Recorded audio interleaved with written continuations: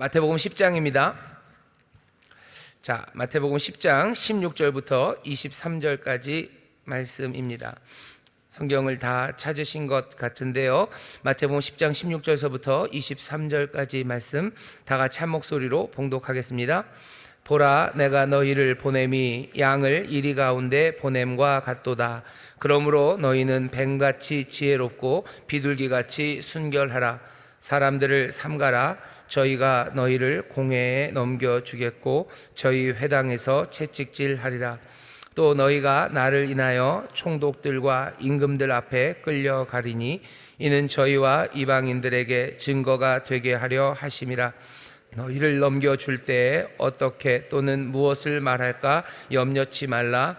그때 무슨 말할 것을 주시리니 말하는 이가 너희가 아니라 너희 속에서 말씀하시는 자 곧 너희 아버지의 성령이시니라. 장차 형제가 형제를, 아비가 자식을 죽는 데 내어주며 자식들이 부모를 대적하여 죽게 하리라. 또 너희가 내 이름을 인하여 모든 사람에게 미움을 받을 것이나 나중까지 견디는 자는 구원을 얻으리라. 이 동네에서 너희를 핍박하거든 저 동네로 피하라. 내가 진실로 너희에게 이르노니 이스라엘의 모든 동네를 다 다니지 못하여서 인자가 오리라. 아멘. 오늘 마태복음 10장 16절에서부터 23절까지 말씀을 우리가 읽었는데요. 이걸 뭐 따로 떼어서 생각하지 마시고 앞에 10장을 보시죠. 10장 1절 보시죠. 1절만 같이 읽어보겠습니다. 시작. 예수께서 그 12제자를 부르사 더러운 귀신을 쫓아내며 모든 병과 모든 악한 것을 약한 것 고치는 권능을 주시니라. 아멘. 여기 권능을 주셔요. 권능을 주시고 그 다음에 5절입니다. 5절 같이 읽어볼까요? 시작. 예수께서 이 12를 내어 보내시며 명하여 가라사대 이방인의 길로도 가지 말고 사마리아인의 고을에도 들어가지 말고 차라리 이스라엘 집에 잃어버린 양에게로 가라.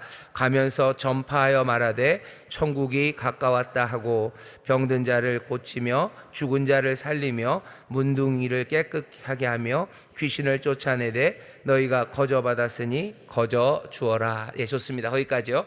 오늘 우리가 읽은 16절에서부터 23절까지의 말씀은 어디랑 연결돼서 이해하셔야 되냐면요, 예수님이 제자들을 보내신 겁니다. 제자들을 보내시는데 그냥 보내지 않고 권능을 주셔서 보내셨어요. 그리고 분명하게 이스라엘의 집에 잃어버린 양에게로 가라고 분명히 얘기를 하시고 또 가서 해야 될 일들도 알려주십니다.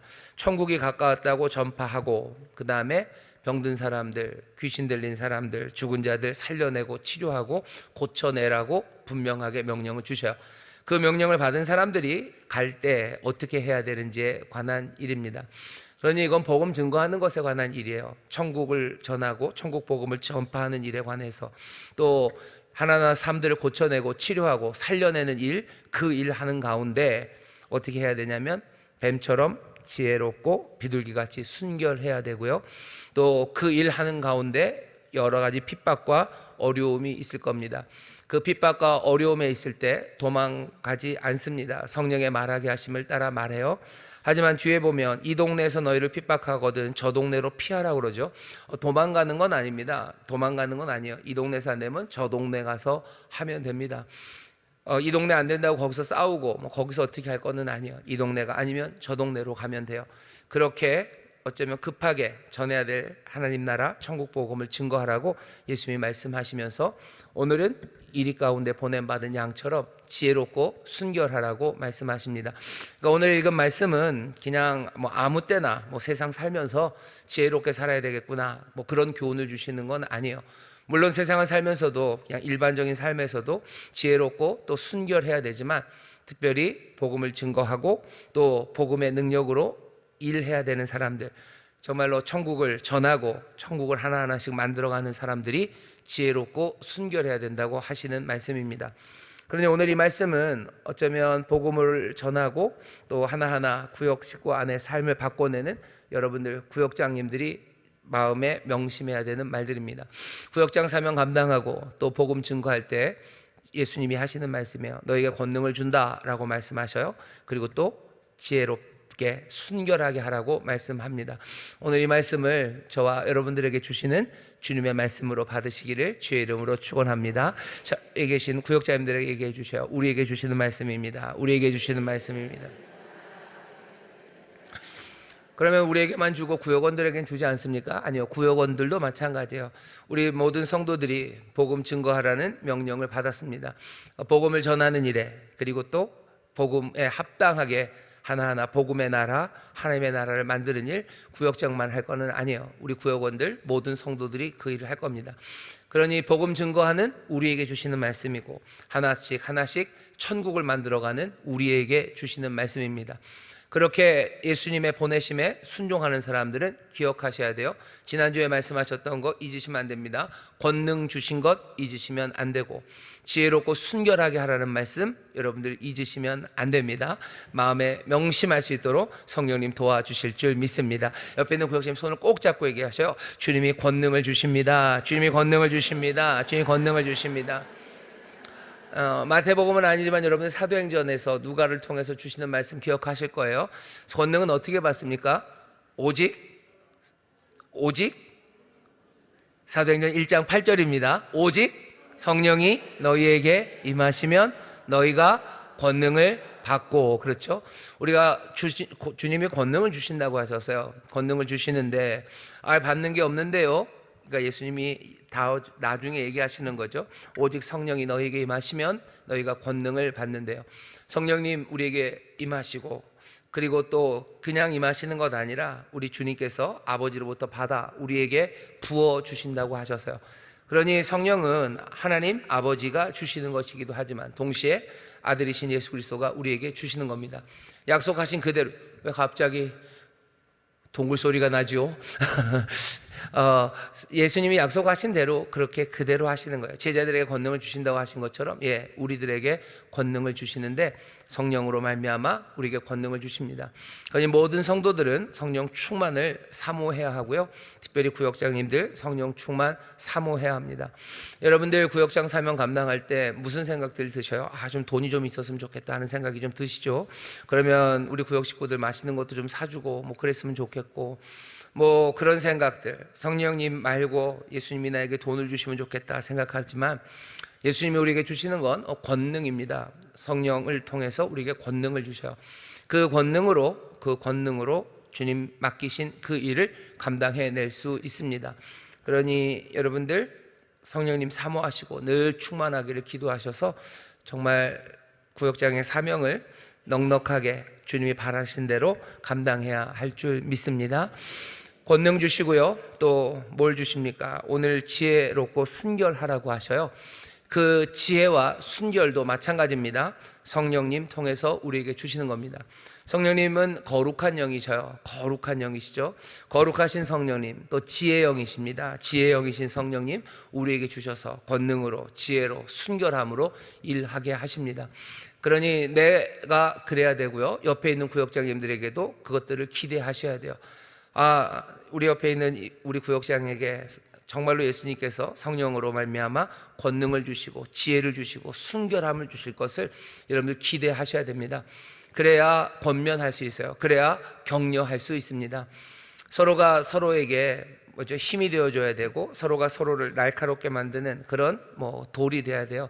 그래서 서로를 더 세우고요, 점점 더 함께 하나님의 일을 감당해 나가는 것, 그것이 우리를 하나로 묶으시고 또 한 몸으로 부르신 우리 주님의 뜻입니다.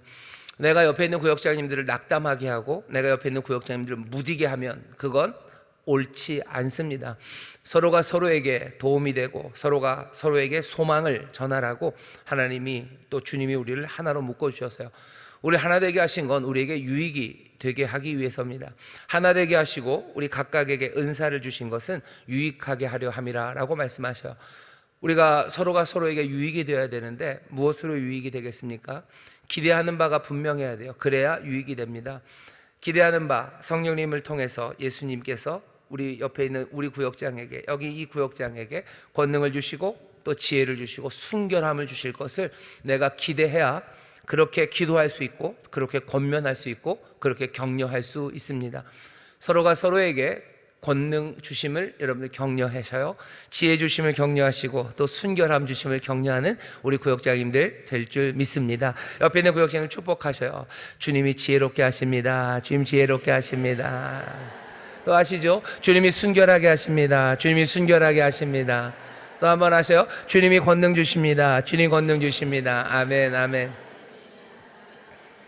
그리고는 어떻게 하셔야 돼요? 여러분들이 그 말대로, 그 말씀하신 대로, 우리의 믿음대로 우리에게 이루시는 것들을 우리가 서로가 서로에게 보이고 증거하기 시작해야 됩니다. 내가 능력 있는, 권능 있는 구역장 되고, 내가 정말로 지혜롭고 순결한 구역장 될 때 옆에 있는 구역장들이 용기를 얻고 하나님 앞에 감사하기 시작합니다. 그렇게 하나님을 향한 감사가 넘치기 시작할 때 기쁨으로 또 기도하며 하나님의 일을 감당할 수 있습니다. 자, 보내는 사람에게 보내면서 예수님이 하시는 말씀이에요. 한번 읽어보죠. 첫 번째 음성 듣기 첫 번째 단락입니다. 같이 읽겠습니다. 시작. 예수님은 제자들을 이리 가운데로 보냄받은 양에 비유하셨습니다. 이 표현은 충격적입니다. 양이 이리 가운데 들어가면 찢기고 상할 수밖에 없습니다. 그러나 주님은 제자들에게 바로 그런 운명을 말씀하셨습니다. 주님 자신도 유월절 어린 양처럼 어두운 세상에 오셔 죄를 짊어지셨고 결국 십자가의 길을 걸으셨습니다. 그와 같은 방식으로 제자들을 그리고 오늘 우리를 보내신 것입니다. 이 말씀은 우리를 떨리게도 하고 동시에 감사하게 합니다. 주님의 길과 우리의 삶이 겹쳐 있다는 사실 때문입니다.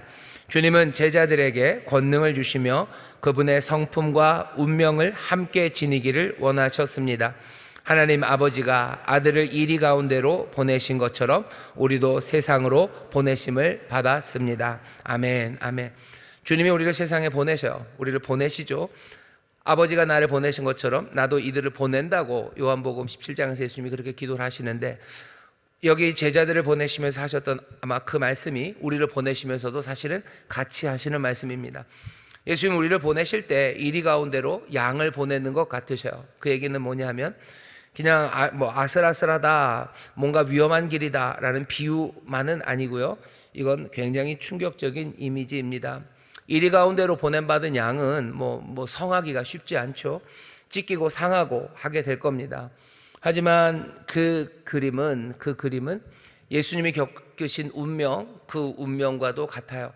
예수님 찢기시죠. 예수님 찢기시고 결국은 유월절 어린 양, 세상 모든 죄를 지고 가는 어린 양으로서 그 십자가에 높이 달리십니다. 예수님이 이리 가운데로 너희를 보내는 것 같다 할 때 내 마음이 불안하다라는 얘기를 하시는 건 아닌 것 같아요. 야, 불안해 죽겠다. 니들 보니까 아슬아슬하다.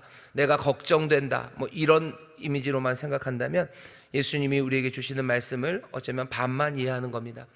위험하니 예수님도 마음이 그냥 콩닥콩닥 하시겠죠. 만만한 일이 아니니 그렇게 우리를 보내십니다. 하지만 그럼에도 불구하고 이리 가운데 보냄받은 양, 그 양의 이야기를 우리에게 하실 때 우리는 예수님은 자신의 운명을 얘기하시는 거예요. 그리고 또 그 운명의 길, 십자가 지고 가시는 예수님을 따르는 우리의 운명에 대해서 말씀하시는 겁니다. 우리를 이리 가운데로 보내는 양 같으시대요. 그게 예수님의 마음입니다. 나는 니들이 양이기 때문에 이리 가운데로 절대로 보내지 않겠다라고 하지 않으셔요. 제자들을 그리로 보내십니다. 아이고, 왜 그러십니까? 하나님이 아들을 보내셔. 어떻게 아버지가 아들을 정말로 이리 가운데 양으로 보냅니까? 근데 아버지는 아들을 그렇게 보내십니다. 왜 그렇습니까? 우리가 아는 것처럼 하나님은 사랑이 많으시고 자비하고 긍휼하셔서 정말로 모두를 구원하고 복주고 살려내게 하시려고 그 아들마저도 내어보내는 그 자비의 하나님이십니다. 아버지가 그런 것처럼 예수님께서도 우리를 보내실 때 니들도 한번, 나도 고생했으니 니들도 한번 고생해봐라 하고 보내시는 게 아니에요. 예수님이 우리를 보내시는 거는 아버지의 마음, 그 마음 그대로 보내십니다. 긍휼과 자비의 마음으로 우리를 보내시는 거예요. 연약하고 부족한 왜 우리를 보내실까? 우리는 그냥 잘 간수만 하면 될 거 아닐까? 예수님 목자시고 우리는 늘 주님 안에는 품에 안긴 양이고만 싶습니다. 분명히 주님은 우리의 목자가 되셔서요, 우리를 품으시는, 우리를 목자가 되셔서 우리를 양처럼 품으시고 보호하시는 분임에는 분명해요. 그런데 그 말씀만 있는 게 아닙니다. 이리 가운데로 양을 보내시는 주님, 그 주님도 계셔요. 우리는 앞에 그 그림만 마음에 담고 싶어요. 여호와 나의 목자시다. 내게 부족함이 없다. 그러니 가장 사람들이 수천 년 동안 사람들이 가장 사랑했던 시고 또 그 그림이 예수님의 인도하심을 받는 그 복된 그리고 행복한 양들의 그림입니다. 나는 그 양이 되고 싶어요. 그 그림을 놓칠 수가 없습니다. 하지만 예수님이 이 말씀을 하셨던 것도 사실은 분명합니다. 그런데 우리는 이 이미지는요, 자꾸 마음에서 멀리 조금 딴 데다 치워놓고 싶어요. 하지만 주님은 분명하게 얘기하셔요. 내가 너희를 보호한다. 나는 목자, 너희는 양이라고도 말씀하시고요. 또 어찌된 일인지 이리 가운데로 이 양을 보내시는 분이시기도 합니다. 하나님이 그러셔요. 삼위일체 하나님, 아버지 하나님과 성자 또 예수님은 그 안에서 영원히 사랑하시고 평안함과 안식과 그 영원한 기쁨을 누리십니다. 하지만 아버지는 그 아들을 보내십니다. 그게 우리가 알고 있는 하나님이에요. 우리가 하나님의 형상으로 지음받은 사람들이요, 우리가 살아가는 길, 그 길은 예수님이 가셨던 그 길, 그 복된 길을 걸어갑니다. 예수님 아버지의 품 안에서 그렇게 평안함과 안식을 누려요. 아버지는 떠나지 않으십니다. 늘 함께 하시나 또 보내시는 아버지를 우리가 기억하는 것처럼, 우리가 예수님이 우리를 보내심에 대해서 우리가 좀 불편하고 사실은 그리 사랑하고 싶지 않은 생각일지 몰라도, 어쩌면 우리가 점점 더 하나님 사랑하고 예수님 사랑하고 내가 예수님의 마음 그리고 하나님의 마음 점점 더 닮아가기 시작하면 보냄받은 양, 이리 가운데로 보냄받은 양으로서의 내 삶을 다시 한번 보기 시작합니다. 주님의 품에 안긴 양, 그리고 또 주님이 이리 가운데로 보내시는 양, 그 둘이 다르지 않아요. 그러면 우리는 인생의 반은 품 안에 있고 반은 밖으로 나가는 겁니까? 아니요, 그렇지는 않습니다. 우리가 생각하는 것 그리고 말하는 그림이 이 둘로 나눠져서 그렇지 사실은 이 모든 것들이 하나죠. 내가 주 안에 거하는 그 평안함과 또 이리 가운데로 나를 보내신 그 보내심이 둘로 따로 나뉘어져 있지 않습니다. 늘 성령님 충만해서 예수님 어떻게 이 땅을 거셨어요. 아버지를 떠나 이 세상에 오셨지만 분리되지 않으셨어요. 늘 성령의 충만함과 아버지의 사랑 안에서 그 길을 걸으신 겁니다. 주님의 보호하심과 그리고 은혜 주심, 우리의 삶을 채우심, 그건 늘 함께 하셔요. 그리고는 또 우리는 이 가운데로 보냄받은 양입니다. 마태복음 28장에 보면 예수님이 그러셔요. 가라고 그러시죠. 가서 제자 삼아라. 모든 민족으로 제자를 삼고 아버지와 아들과 성령의 이름으로 세례를 주고 또 내가 너에게 분부한 모든 것을 가르쳐 지키게 하래요. 그렇게 보냅니다. 보내면서 끝에 뭐라고 하셔요? 볼지어다 세상 끝날까지 내가 너희와 함께 하겠다고 말씀하셔요. 품으시고 보내시는 것이 시간상 지금은 보내는 시간, 지금은 가는 품는 시간, 그렇게 나뉘어 있지 않아요. 보냄마다 가는 그 길에도 주님은 늘 동행하셔서 우리를 품으시고 또 우리를 품고 사시는 그 삶은 또 어떤 삶입니까? 보냄받은 나의 삶이기도 합니다. 우리가 이리 가운데로 보냄받은 양이라는 그림을 다시 한번 분명히 보셔야 돼요. 그래야 우리가 믿음에 관하여 가르치는 이 하나님의 말씀들을 하나하나 고개를 끄덕일 수 있고요. 그리고 또 그 말씀이 갖고 있는 그 깊이를 알게 됩니다. 예를 들면 데살로니가 전서에서 그렇게 얘기하시죠. 항상 기뻐하랍니다. 항상 기뻐하는 기쁨은 내 삶을 몽땅 다 채우시는, 부족함 없게 하시는 주님의 품 안에서만 항상 기뻐하는 것은 아닙니다.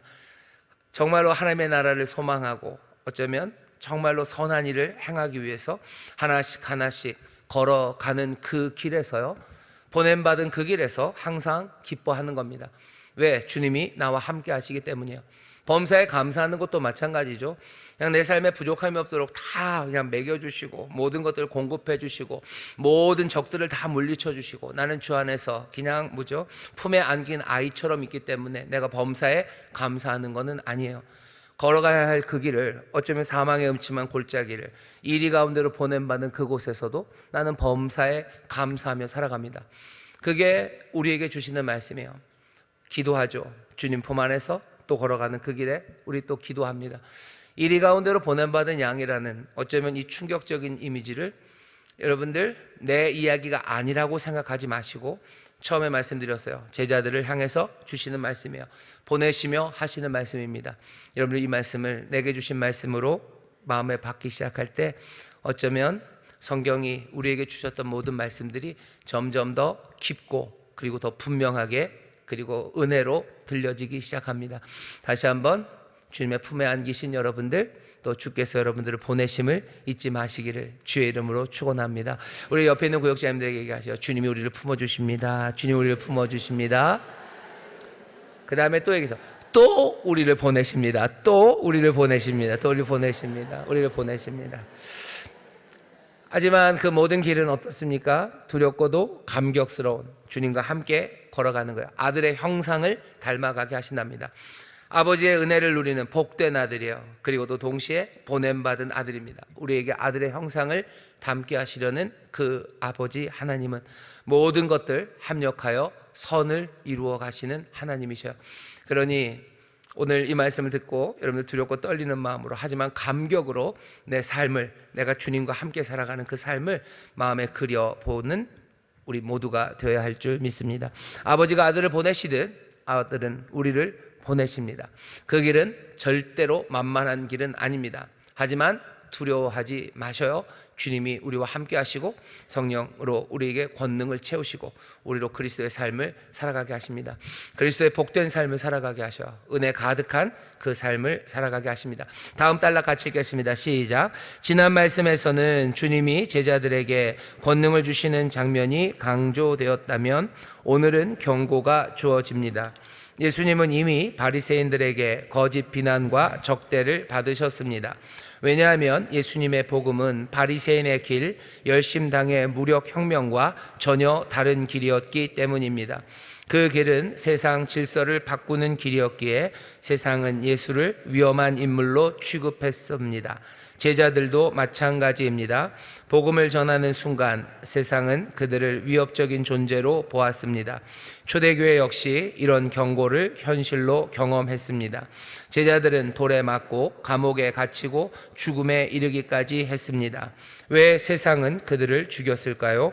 복음이 공동체를 흔드는 힘, 곧 세상의 거짓 권세를 무너뜨리는 진리였기 때문입니다. 네, 거기까지요.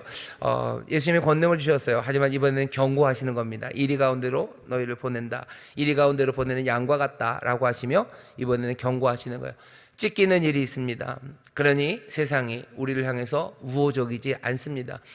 세상이 예수 믿는 사람들에 대해서 우호적이지 않아요. 뭘 보면 압니까? 예수님 보면 압니다. 예수님, 하나님의 아들을 세상이 찢었습니다. 세상이 찢고 또 세상이 십자가에 달아 놓았죠. 우리에게 권능을 주셨을 뿐만 아니라 경고를 주십니다. 경고가 필요한 이유는 뭐예요?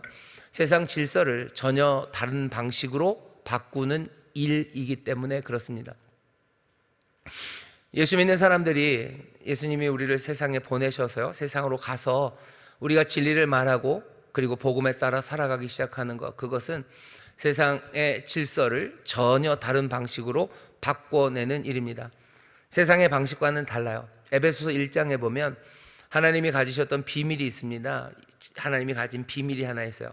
감춰놨던 비밀을 이제 우리에게 드러내시는데, 그 비밀은 그리스도 예수 안에서 만물을 통일시키시려는 일이에요.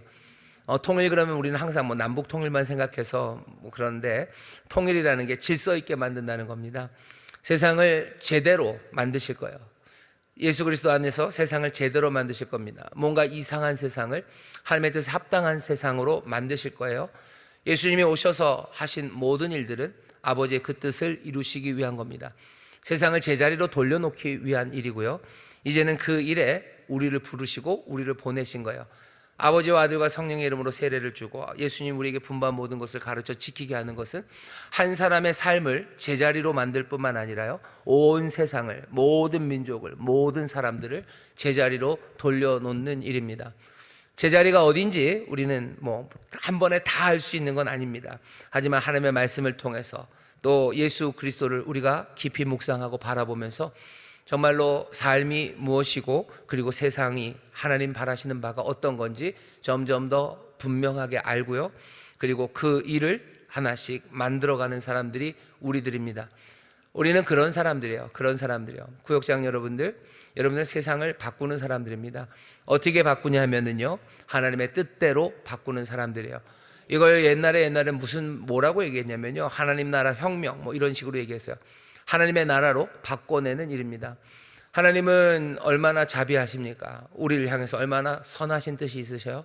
우리가 서로 미워하기를 원하지 않으셔요. 서로가 서로를 정말로 사랑하고 서로가 서로에게 기쁨이 되기를 원하시지, 미움과 분노로 세상이 그래서 살인하고 빼앗고 그냥 제멋대로 삶이 아닌 것으로 그렇게 이상한 방식의 삶을 하나님이 원하시지 않으셔요.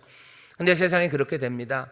그런데 그 세상을 바꾸시고 그렇게 살아가는 사람들을 바꿔내시려고 하나님의 선하신 뜻, 아버지의 나라가 임하고 아버지의 뜻이 이루어지는 그 일을 위해서 우리를 부르셨어요. 우리는 세상을 바꿉니다. 한 번에 우리가 세상을 다 어떻게 바꿉니까? 바꾸는 길에 대해서 예수님이 얘기하시는 거예요. 복음을 영접하고 그리고 우리의 진리가 되시고 빛이 되시는 예수님 따라가기 시작하는 거죠. 내가 예수님을 기쁨으로 순종하며 따라갑니다. 주님 하신 말씀대로 하나씩 살아가기 시작해요. 그러면서 공동체가 그렇게 믿음의 사람들을 통해서 임하신 성령 하나 되게 하시고 그것들을 바꿔나갑니다. 세상이 바뀌어지는 건 일단 내가 바뀌어지기 시작해야 돼요. 복음으로 내가 바뀝니다. 내가 변화된 사람, 새 피조물이 되어서요, 새로운 세상을 만들어가는 거죠. 그 새로운 세상이 만들어지는 증거, 어쩌면 소망은 먼저 증거되는 구역을 통해서 확인됩니다. 구역이 정말로 하나님의 뜻이 이루어지는 곳이 되어야 돼요. 하나님의 선하신 뜻이 이루어지는 곳이 먼저 구역과 믿음의 가정이 되어야 됩니다. 그렇게 교회가 그리스도의 몸으로, 그리스도가 머리가 되셔서 그리스도의 뜻이 이루어지는 그런 공동체를 만들어가기 시작하고, 그리고 그 빛, 그리고 그 놀라운 생명의 샘으로 많은 사람들이 점점 더 커져가는 것. 하나님의 나라는 그렇게 커져갈 거예요. 그리스도의 몸은 그렇게 점점점 그리스도의 장성한 분량까지 성장하고 자라가기 시작할 겁니다. 모퉁이 돌이 되셨고 이제 그 집은 점점점 크고 아름답게 지어져 갈 거예요. 그게 우리가 살아가는 방식이고요.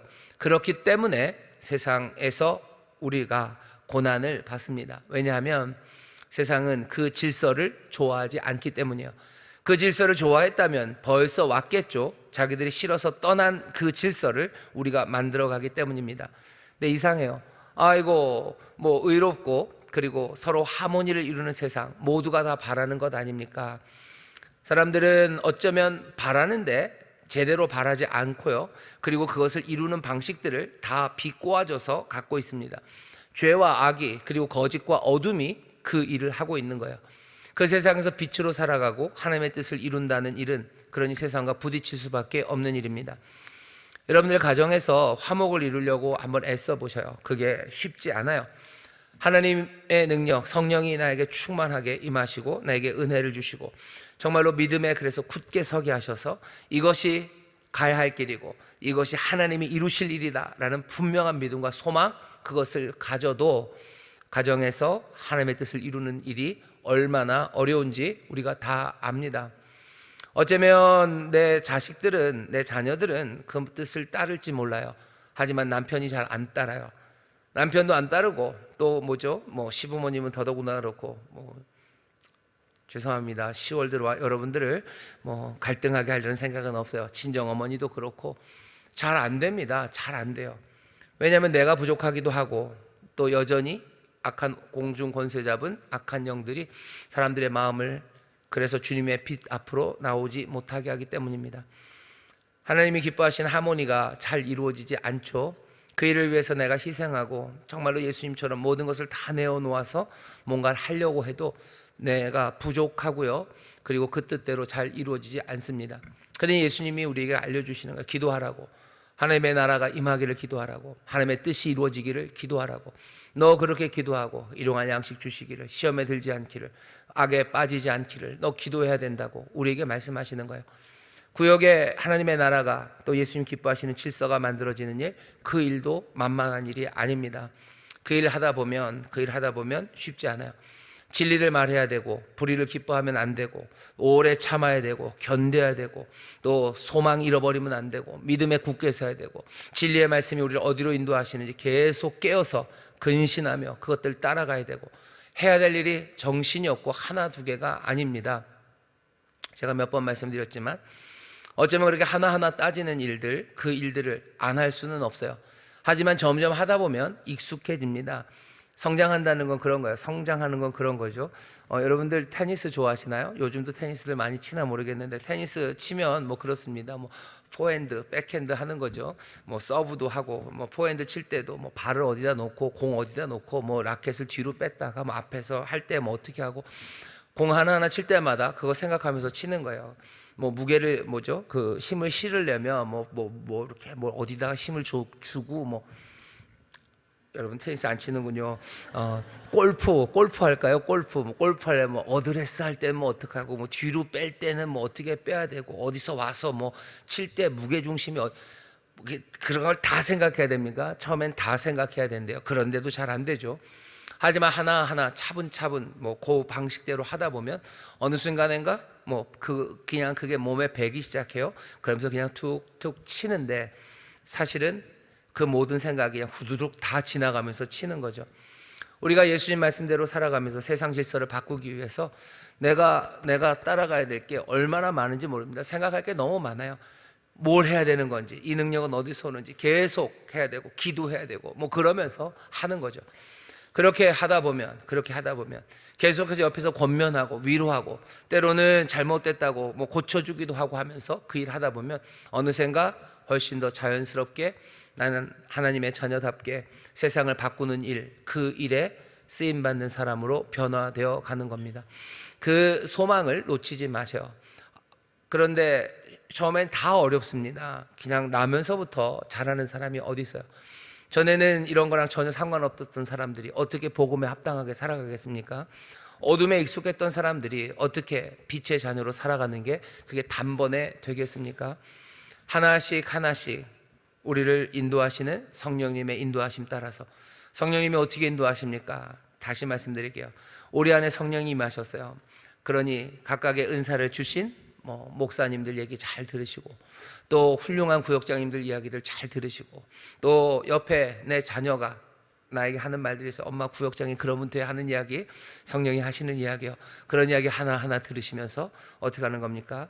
예수님이 나를 보내신 그 일을 감당할 수 있는 사람으로 점점 더 성숙하고 변화되어 가는 겁니다.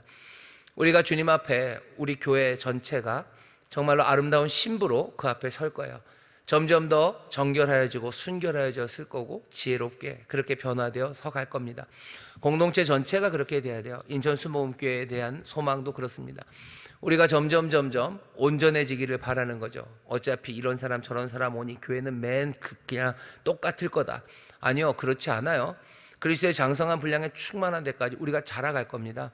교회 성장에 대한 꿈들을 꾸셔야 돼요. 구역장님들은 점점 더 아름다운 구역장들이 되어가기 시작하고요.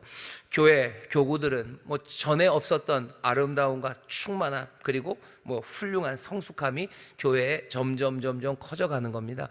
그 꿈을 놓치시면 안 돼요. 이게 얼마나 빨리 갈지에는 하나님의 은혜 또 하나님이 정하신 어쩌면 그 길이 있겠지만 우리는 그 소망을 놓치지 않습니다.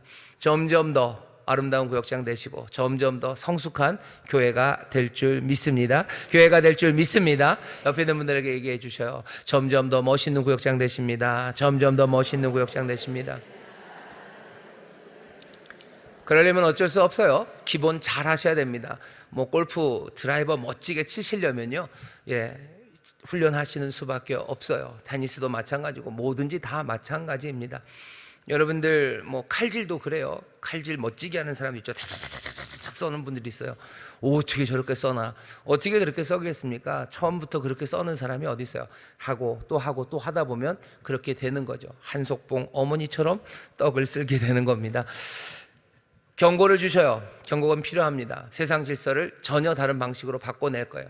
그러니 어쩌면 점점 더 우리가 성숙해질수록 어쩌면 점점 더 세상의 위협은 우리에게 더 많이 다가옵니다. 예수님 정말로 제대로 따르는 사람들 세상에서 더 많이 위협받고요. 세상이 더 많이 싫어할 수 있어요. 내가 조금 착하면 그냥 조금 미움을 받아요. 하지만 정말로 착하면 온갖 사람들에게 미움을 받습니다.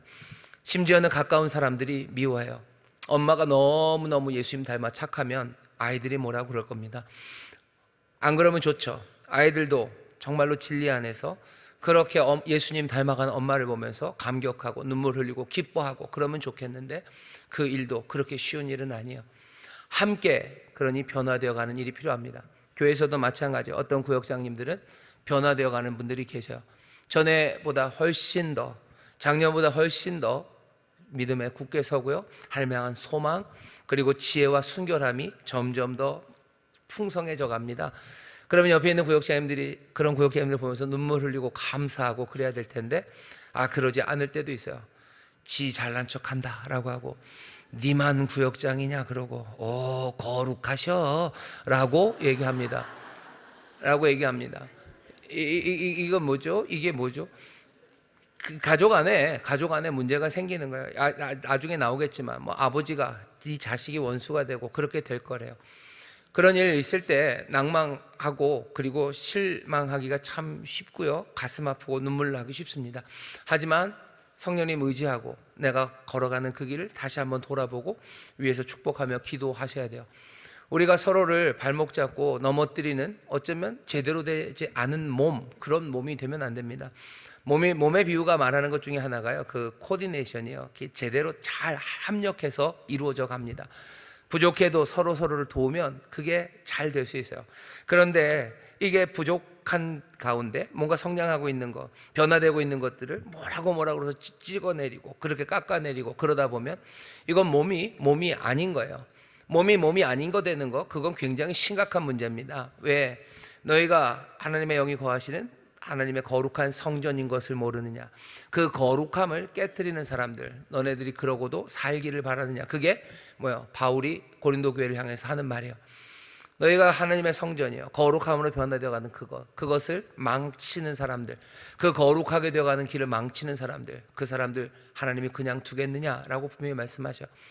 어쩌면 우리가 여전히 하나님의 영광을 제대로 보지 못하고 우리 안에 생명의 영사가 풍성하지 못한 것은, 하나님이 우리에게 은혜 주시는데도 불구하고 우리 안에 한 몸으로서 정말로 잘되고 좋아지는 것을 함께 감사하고 축복하는 것 대신에 여전히 내 식으로 끌어내리려는 어리석음과 어쩌면 교만한 마음이 있기 때문입니다. 구역장 옆에 있는 구역장님들이 정말 하나님의 말씀에 합당하고 예수님 닮아가면 여러분들 기뻐하고 하나님 앞에 감사하시고, 또 나도 주님 따르기를 여러분들 결단하셔야지. 변화되어가는 구역장님들 보면서 뭐라고 깎아내려서 내 수준에 맞춰서, 그래서 내가 편하게 하려고, 교회는 그런 것 아닙니다. 교회는 내 수준에 맞추는 곳이 아니에요. 교회는 어떤 수준에? 그리스도의 수준, 그 수준까지, 장성한 분량까지 자라나는 곳이 교회지, 나 편한 곳, 그곳은 아닙니다. 교회는 하나님의 영이 거하는 하나님의 거룩한 성전이에요.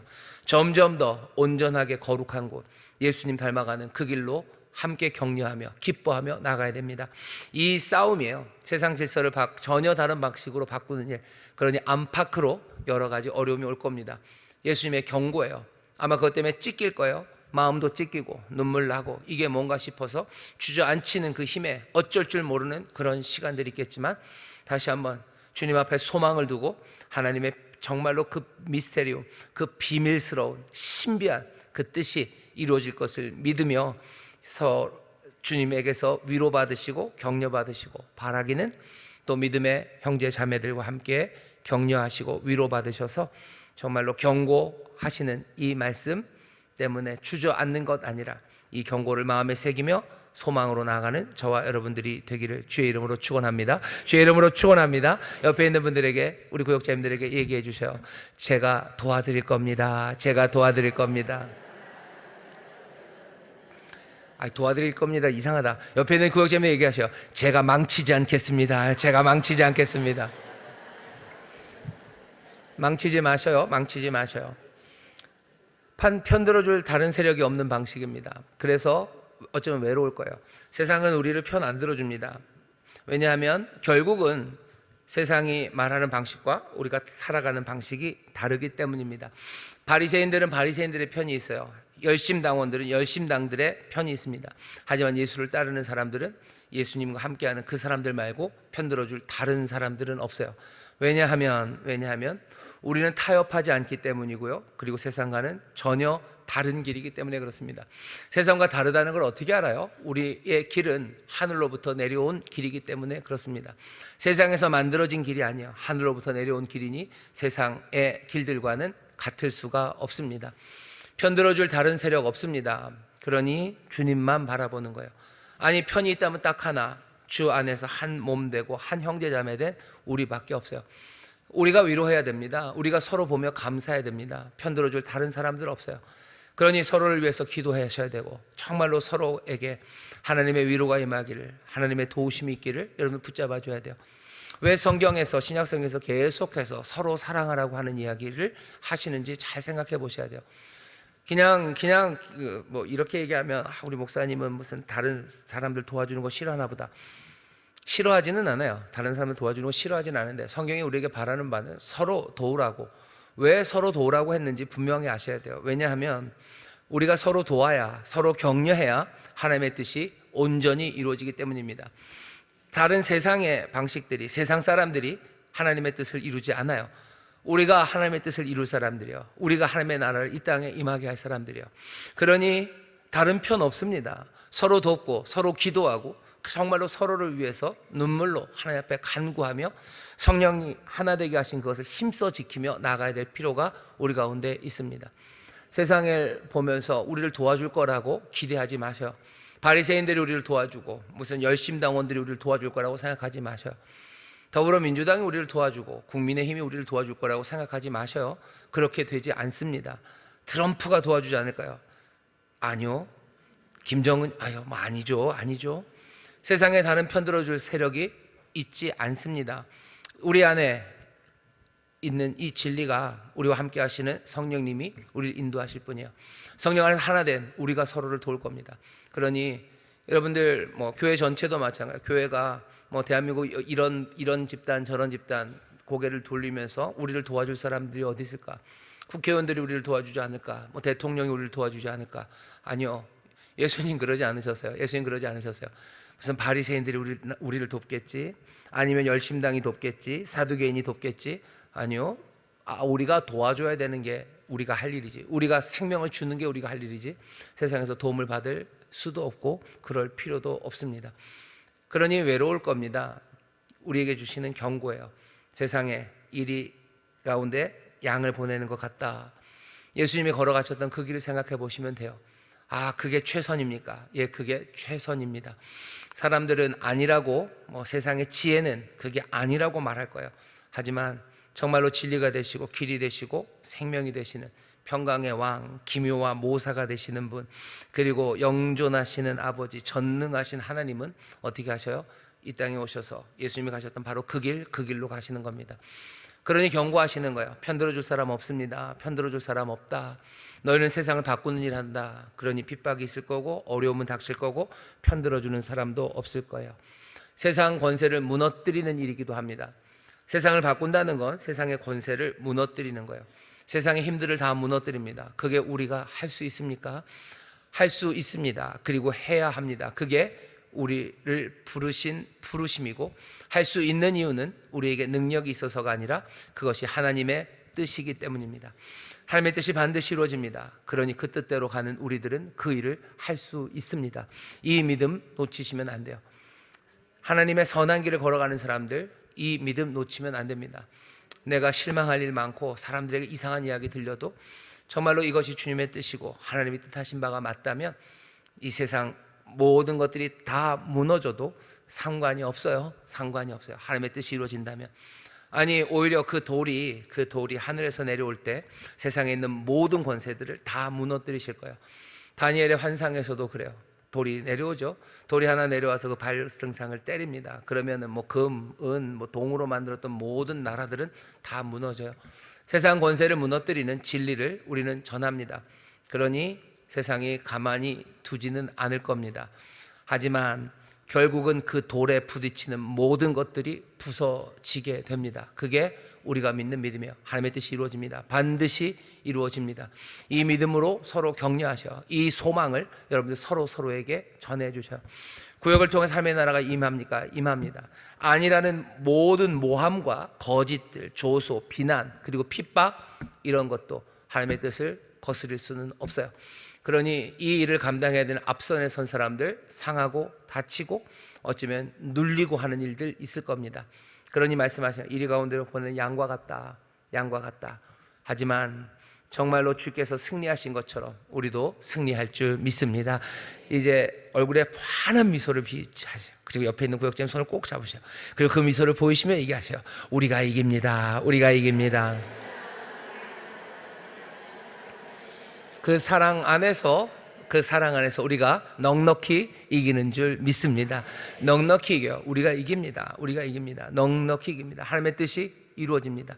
다시 내 능력 때문 아니에요. 하나님의 뜻이니 이루어집니다. 이 경고, 하지만 경고처럼 들리죠. 하지만 이게 어떻게 들려요? 약속처럼도 들립니다. 이리 가운데 너희를 양처럼 보내는 것 같구나 하는 그 말씀은 경고로 들리기도 해요. 하지만 분명한 약속의 말씀으로 들립니다. 예수 믿는 사람들은 그런 사람들이에요. 예수 믿는 사람들은 그런 사람들입니다. 그렇게 2000년 동안 걸어왔어요.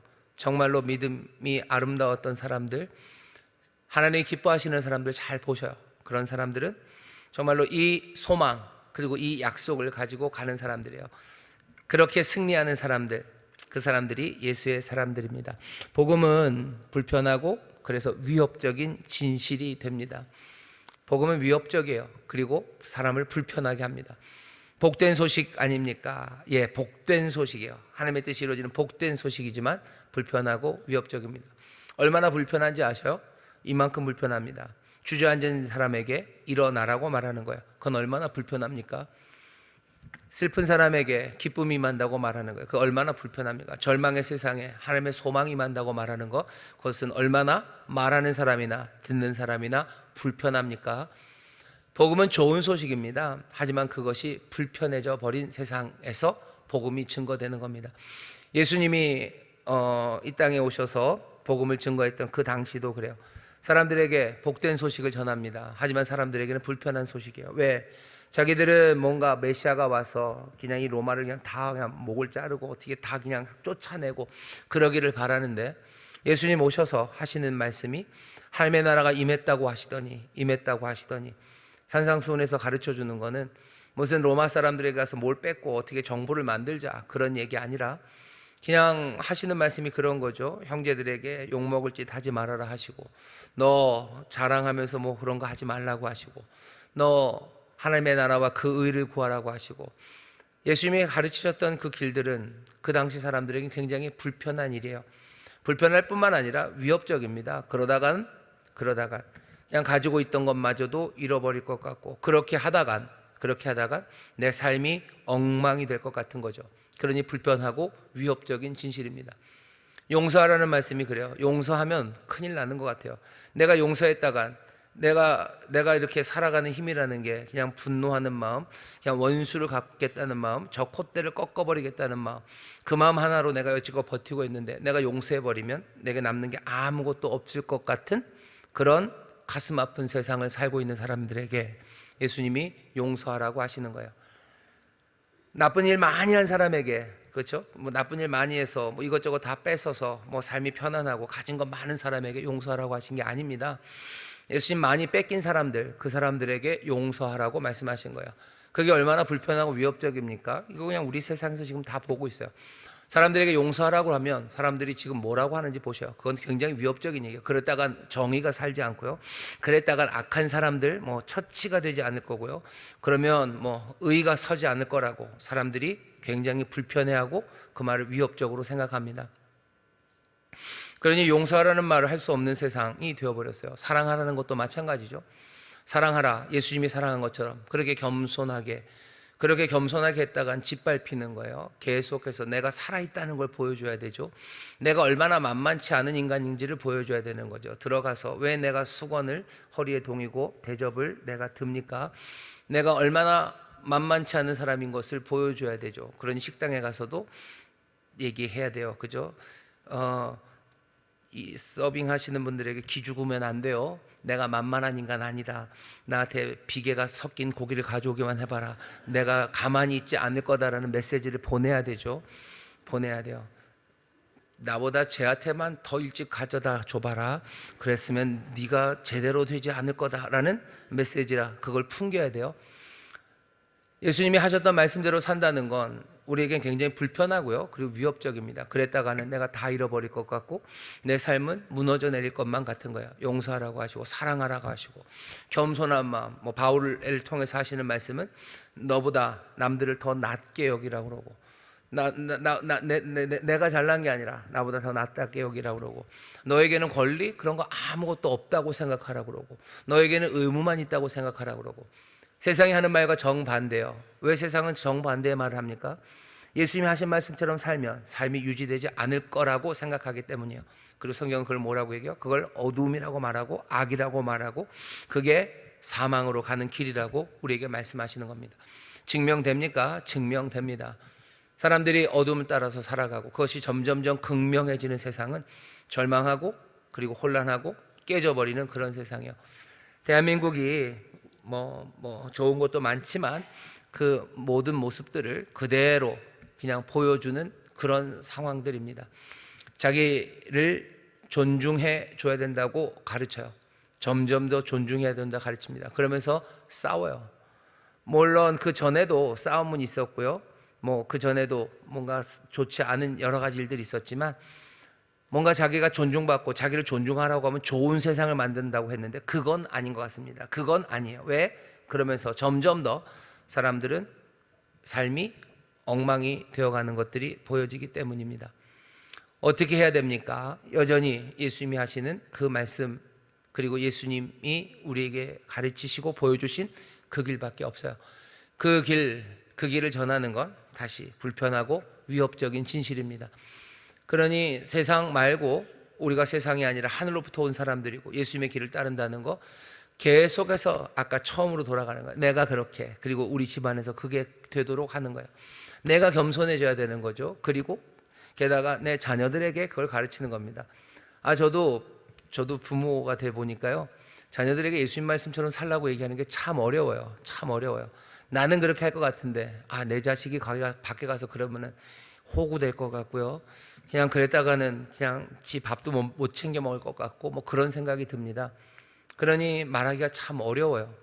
하지만 정말로 구약에서도 그렇죠. 너 하나님 사랑해라. 그 다음에 하나님 말씀을 네 자녀에게 가르쳐라라고 하는데 그게 얼마나 어려운 일인지 그리고 사실은 또 그게 얼마나 복된 일인지 사실은 좀 절감해 가고 있습니다. 내가 예수님 말씀대로 살아가는 거야 하겠지만 내 자녀에게도 그 길을 따라가라고 말하는 거 그건 쉽지 않아요. 그러니 우리가 타협하는 건 뭐냐면 그런 식이죠. 하나님, 내가 예수님 말씀대로 살아갈 테니 내 자녀는 그냥 지 알아서 살아도 복을 주도록 그냥 해주시라고. 내가 겸손하게 할 테니 내 자녀는 떵떵거리고 콧대 높게 살게 해달라고 그렇게 기도합니다. 하지만 그건 어쩌면 우리의 믿음을 배신하는 거예요. 내가 믿은 진리를 배신하는 거예요. 이게 생명의 길이라고 내가 생각하면 당연히 내 자녀에게도 생명의 길을 가라고 말해야 되는데 우리는 어느샌가 나는 그냥 그걸 따르더라도 내 자녀들은 다른 길 가기를. 왜?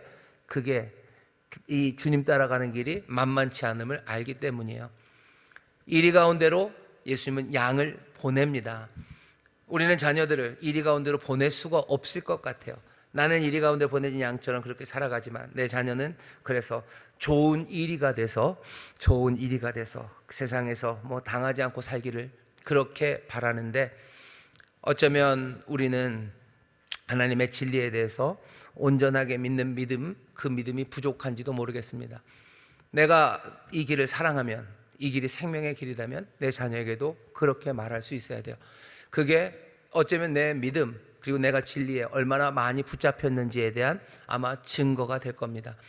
내가 겸손하게 살아가는 것처럼 내 자녀에게도 내가 예수님 앞에 헌신하며 살아가면 눈물로 기도하는 것처럼 내 자녀에게도 주님 앞에 네 삶을 드리라고 기쁨으로 주를 따르라고 말할 수 있는 것, 그게 이리 가운데로 양을 보내는 어쩌면 예수님의 마음일까요? 그게 복된 길이기에 힘든 건 알지만 그래도 보내시는 예수님처럼 우리도 그렇게 내 자녀와 그리고 내 사랑하는 양들에게 그렇게 말할 수 있습니다. 경고는 필요합니다. 앞에 있을 일이 만만치 않을 일이기 때문입니다. 하지만 경고를 하시는 이유는 그 길을 피하라고 주시는 경고가 아니에요. 그 길을 가라고 경고하시는 겁니다. 우리가 이렇게 위협적인 진실을 말하면 세상은 우리를 위험인물로 보는지 질문해 봐야 돼요. 우리는 위험인물로 보여지는가? 여러분들 위험한 사람들이셔요? 위험한 사람들이십니까? 아니요.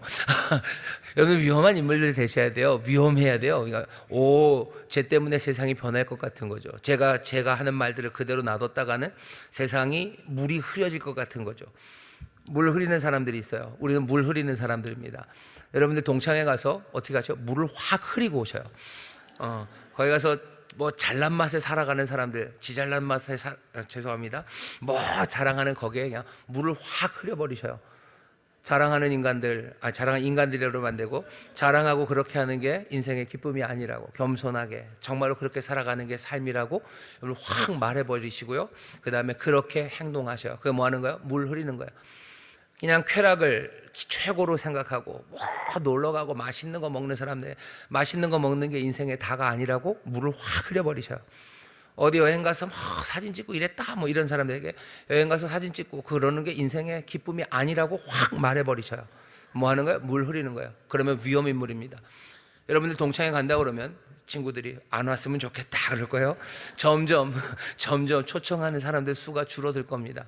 예수님이 생각하시는 게 그거예요. 아마 그렇게 될 거다라는 이야기를 하시는 겁니다. 그렇게 될 거다. 왜? 위험인물이기 때문에 그래요. 진리를 말하는 거죠. 참된 삶이 뭔지를 말하는 거죠. 욕심대로 살고 뭐 잘난 척하고 어디 가서 뭐 애들을 뭘 해서 뭘 해야 되고 뭐 애들은 뭐 수준에 맞는 애들끼리 결혼을 시켜야 되는데 거기서 물을 확 흐려버리셔요. 그렇게 결혼하는 거 아니라고 말해야 되는 거죠. 뭐 보니까 뭐 그렇더라고요. 진짜 집값이 비싸요. 뭐 어디 저쪽 어딘가요? 뭐 헬리오시티인가? 뭐 여튼 아파트 단지 큰 뭐 새로 지은 아파트 단지 안에 뭐 결혼 이렇게 하는 그런 게 생긴대요. 그래서 우리 아파트 사는 애들끼리 짝을 지어주자는 거죠. 왜? 적어도 우리 아파트 사는 사람들은 그럼 그게 전세인지 자가인지가 확인이 돼야 될 텐데 그 정도야 자기들이 확인하겠죠. 우리 사돈댁은 우리만큼은 살아야 돼요. 적어도 우리 집이 30억이니까 30억 집에서는 사는 사람들과 결혼시켜야 된대요. 그러면서 뭘 만듭니다. 그런 사람들 보면서 부러워라고 할 일은 아니죠. 그렇게 결혼하는 거 아니라고 말하는 사람들, 그게 사람을 위험인물로 만드는 겁니다. 그게 우리에게 주어진 어쩌면 사명입니다. 뭐 인생 뭐 있어? 뭐 그냥 먹고 노는 거지 라고 얘기할 때 물을 확 흐려버리는 거죠. 아니, 인생이 놀고 먹고 그냥 즐겁게 사는 거, 그게 인생이 아니라고 말하는 겁니다. 영원한 삶이 있고, 그리고 또 정말로 참된 삶이 있고, 생명이 가득한 삶이 있다고 말하는 사람들이요. 핍박할 겁니다. 그리고 어떻게 해요? 가까운이 아니라 경찰서나 아니면 군부대에서 여러분들 부르러 올 거예요. 부르러 올 겁니다. 우리는 위험한 인물로 보여지는가? 위험한 인물로 보여지는가? 뭐 세상이 다 그렇고 그런 거지라고 말하는데, 아니, 세상은 하나님의 뜻이 이루어지는 곳이라고 말하는 사람들이야. 하나님의 선하신 뜻이 이루어지는 곳이 세상이라고 말하는 사람, 위험한 인물로 분명히 보여집니다. 그게 예수님이 제자들을 보내면서 그렇게 생각하셨어요. 이리 가운데로 양을 보내는 것 같아요. 분명히 경고하셔야 됩니다. 하지만 소망 가운데 예수님은 보내셔요. 오늘 우리가 이 말씀을 다시 한번 봐요. 주님의 품 안에 있는 양, 하지만 우리를 보내시는, 보냄받은 양이기도 합니다. 우리에게 아주 폭신한 어딘가를 만들어 놓으시고 거기 가서 잘 지내라고 보내지 않으셔요. 이리 가운데로 우리를 보내십니다. 하지만 너무 염려하지 마셔요. 주님이 동행하셔요. 성령을 충만하게 우리에게 채우시며 우리에게 권능을 주시고 또 지혜와 순결함으로 살아갈 수 있도록 우리를 도우십니다. 이 경고를 들어야 됩니다. 아이고야, 시간이 벌써 이렇게 됐네요. 다음 단락 우리 같이 읽겠습니다. 짧죠? 같이 읽습니다. 시작. 그렇다면 오늘 우리의 모습은 어떻습니까? 혹시 우리가 세상 속에서 위험인물로 보이지 않는 것은 우리가 좋은 세상을 만나서가 아니라 우리가 전하는 복음이 타협으로 약해졌기 때문은 아닌지 물어야 합니다. 복음은 언제나 세상의 불편한 진실이며 그 자체로 위협입니다. 거기까지요. 그 다음 단락 쭉 깁니다. 같이 읽어보겠습니다. 시작. 예수님은 말씀하셨습니다. 이스라엘 모든 동네를 다 다니지 못하여 인자가 오리라. 이것은 단순히 재림만을 뜻하지 않습니다. 다니엘 7장에서 말하는 인자가 구름을 타고 옛적부터 계신 이에게로 오는 장면을 가리킵니다. 다니엘서에서 오심은 하늘의 관점에서입니다. 하늘에서 땅으로 오는 것이 아니라 땅에서 하늘로 오는 것을 의미합니다. 즉 고난 이후에 높임을 받아서 이 세상의 심판자이자 통치자가 되실 것이라는 뜻입니다. 인자의 오심을 천상의 하늘 보좌에 앉으신 이에게 오심으로 이해한다면 이야기의 대략은 이렇습니다. 제자들은 박해 당할 것이고 해명의 요구를 받을 것이고 가족이 서로 갈라서고 쫓겨다니게 될 것이고 결국은 하나님의 심판이 그들을 대적하는 사람들에게 임하는 때가 올 것이다. 그러한 일이 일어날 때 그들은 구원을 받을 것이다. 왜냐하면 그러한 일은 인자가 정당성을 인정받았다는, 즉 인자가 아버지께로 갔다는 뜻이기 때문이다. 그렇다면 23절의 말씀은 단순한 경고가 아니라 약속입니다. 너희의 사명을 계속해라. 하나님이 너희의 정당성을 입증해 주실 것이기 때문이라는 메시지가 되기 때문입니다. 거기까지요. 요건 약간 설명이 필요합니다. 인자가 온다. 인자가 곧 온다. 우리가 열심히 하면 이제 재림의 날이 온다. 맞아요. 예수님 분명히 재림하십니다. 하지만 예수님 재림하시는 말씀이 신약 여러 군데 있어요. 근데 마태복음이나 복음서에서 인자의 오심이라고 말하는 부분이 매번 예수님이 다시 재림하는 사건을 말하는 건 아닙니다. 라고 저는 생각합니다. 라고 여러분들이 알아주셨으면 좋겠습니다. 왜냐하면 인자의 오심이라는 딱 그 말이요, 다니엘서 7장 13절 14절에 나오는 말이에요. 인자가 오신대요. 인자의 오심이라고 다니엘서 7장 13절 14절이 있는데, 그때 그 오심의 시점은 어디냐면요, 하늘 보좌입니다. 전능하신 분이 계셔요. 거기에 인자가 구름을 타고 오십니다. 그러면 우리가 사도행전 1장식으로 말하면요, 예수님이 구름을 타고 하늘로 올라가셨죠.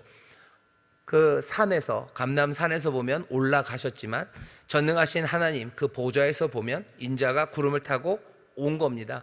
다니엘서 7장은 그렇게 설명을 해요. 인자의 오심이요, 인자가 하늘 보좌로 오셨어요. 그리고 오신 그 인자에게 하나님께서 모든 나라와 영광과 권세를 그 인자에게 주십니다. 그게 다니엘서 7장이에요. 그러니 예수님이 인자의 오심, 인자의 오물이라고 했을 때 그냥 다니엘서를 그대로 인용을 했다고 생각을 하면 이야기는 그렇게 되는 거죠. 제일 마지막 심판에 예수님이 다시 오시는 재림이 아니라 예수님 부활하시고 승천하시는, 그래서 그 전능하신 하나님 앞에 왔을 때 하나님은 그 인자에게 모든 것을 다 주십니다. 이건 빌립보서 2장과도 딱 맞아요. 예수님 죽기까지 순종하시죠. 순종하셔서 죽기까지 순종한 그분을 하나님 어떻게 하셔요? 모든 이름 위에 높이셔요. 모든 권세를 주셔요. 모든 것이 그 아래 무릎 꿇게 하셔요. 그러니 모든 이들 무릎 꿇고 그리고 모든 권세를 가지신 그 시점은 인자의 오심의 시점입니다. 인자의 오심이 이때가 아니라, 그러니 부활하시고 좀 일어나시는 이때일 거예요. 정말로 인자가 모든 영광과 권세와 나라를 받기 합당하다고 전능하신 하나님이 인정하시는 때, 그때는 저 끝이 아니라 바로 여기입니다. 그렇게 생각하면 지금 예수님은 인자의 오심을 이루셨어요. 모든 나라와 권세와 영광을 아버지로부터 다 받으셨어요. 그러니 요한이 본 것처럼 어린 양은 그 보좌에 앉아 세상을 다스리십니다. 그러니까 마태복음이나 복음서에서 인자의 오심을, 적어도 마태복음에서 나온 인자의 오심을 그렇게 이해한다면 예수님의 재림보다는 어쩌면 권세와 영광과 나라를 받으신 어쩌면 그 사건, 승천의 사건, 아마 그때쯤이라고 생각하는 게 마태복음에 있는 여러 가지 이야기를 이해하는 데 도움이 됩니다. 왜냐하면 뒤에 나오겠지만 예수님이 그렇게 얘기하셨어요. 이 세대가 지나기 전에 이 일이 다 이루어진대요. 인자의 오심을 너희가 볼 거래요. 인자의 오심을 너희가 본다. 언제? 이 세대가 지나기 전에. 여기 너희들 중에 보는 사람들이 있을 거래요. 재림을 본 사람은 없습니다. 아직 예수님이 안 오셨죠. 다 죽었잖아요 벌써. 그런데 그러면 이걸 어떻게 이해합니까? 인자의 오심을 너희가 보았다는 건 주님께서 모든 나라와 권세와 영광을 아버지로부터 받았음을 우리가 봅니다.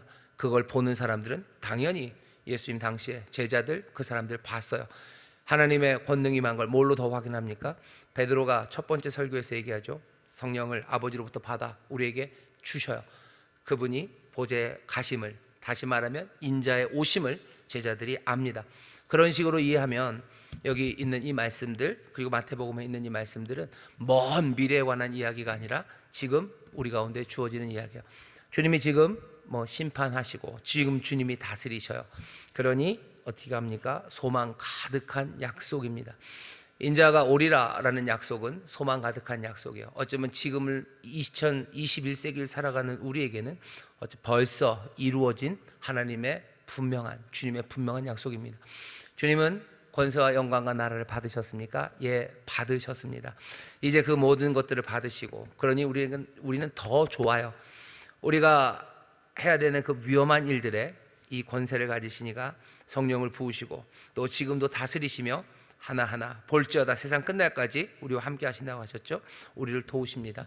그러니 위험한 일, 그리고 위험한 사람이 되어가는 것에 여러분들 두려워하지 마시고 다스리시는 주님, 그리고 또 우리를 채우시는 주님, 지혜롭고 순결하라고 말씀하시며 우리에게 지혜를 주시고 거룩한 영을 주시는 주님을 의지하면서 하나님의 일, 주님 맡겨주신 일들 감당해 나가야 됩니다.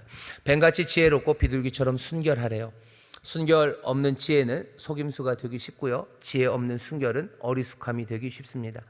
결국 순결과 지혜를 우리에게 보이신 이는 예수님이십니다. 예수님 순결하셔요. 그리고 예수님 지혜로우십니다. 어떻게 우리가 예수님 닮습니까? 예수의 영을 우리 가운데 부으신다고 하셨어요. 아니, 난 순결하지 않은데요. 기대하십시오. 주의 영을 우리에게 부으셔서 우리로 순결하게 하실 거고, 주의 영을 우리에게 부으셔서 우리를 지혜롭게 하실 겁니다. 그리고 그 지혜와 순결은 예수님처럼 균형을 잡게 하실 거예요. 아, 내 모습이 그냥 이 정도인데요. 아직 끝나지 않았어요. 주님은 여전히 나를 만드시고 나를 빚어가시는 그 귀하신 손길로 우리를 새롭게 하고 계십니다. 점점점 변화되어 갑니다. 구역장님들 점점 지혜로워지실 거고요, 그리고 점점 더 순결해져 가실 겁니다. 지혜와 순결의 균형이 점점 더 온전해지기 시작할 거예요. 완벽한 밸런스입니다. 그 밸런스가 위에 무슨 밸런스가 잘 맞아서 피부가 좋아지는 게 아니고요, 지혜와 순결의 균형이 예수님처럼 그렇게 잡혀진 사람들, 그렇게 변화되어가는 그 길로 우리를 인도해 주셔요. 지혜와 순결 그리고 권능을 우리에게 주십니다. 맡겨진 사명 아름답게 감당해 나가는 우리 모두가 되어야 할 줄 믿습니다. 한 걸음 내딛게 읽어볼까요? 시작. 나는 세상 속에서 복음을 전할 때 세상으로부터 위험한 사람으로 보일 만큼 분명한 증언을 하고 있는가? 여러분들, 야, 모여봐라, 내가 복음을 말한다, 그런다고 사람들이 얼마나 오겠습니까? 내가 복음을 전한다는 건 어쩌면 때를 따라 나를 도우신대요. 때를 따라 돕는 은혜가 있습니다.